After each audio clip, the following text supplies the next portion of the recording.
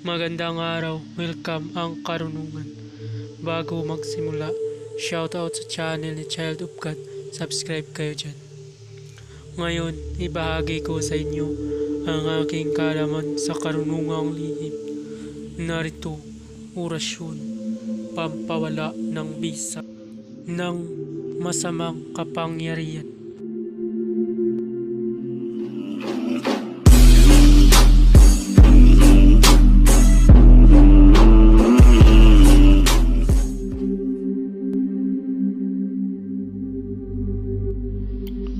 Babala ang lahat ng mga orasyon na iyong mababasa dito ay lubang makapangyarihan, gamitin lamang sa mabuti.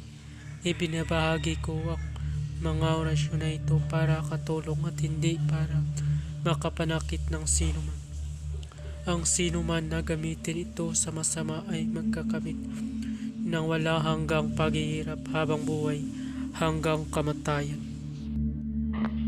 Pamamaraan: ang paggamit ito ay iihip sa baso na may tubig at ipainom sa pasyente na mayroong ginamitan ng masamang kapangyarihan para mawala ang kapangyarihan na ginamit sa kanya. Magdasal muna ng 3 Ama Namin, 3 Aba Ginoong Maria at 3 sumasampalataya at isunod ang orasyon. Tandaan, bago banggitin o salin sa isip ang orasyon ay nakaputer o bakod, balabal, kahit anong proteksyon meron ka para hindi mapapahamak sa iyong gagawin.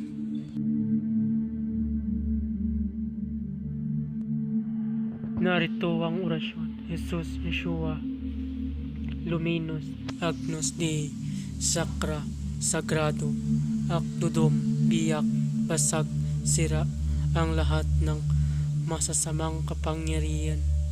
Jesus, Yeshua, Luminous, Agnus Dei, Sacra, Sagrado, Akdudum, Biyak, Basag, sirak ang lahat ng masamang kapangyarihan.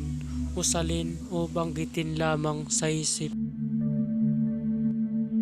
ang orasyon ng 3 beses at iihip sa baso. Pwede ipainom sa pasyente na ginamitan ng masamang kapangyarihan.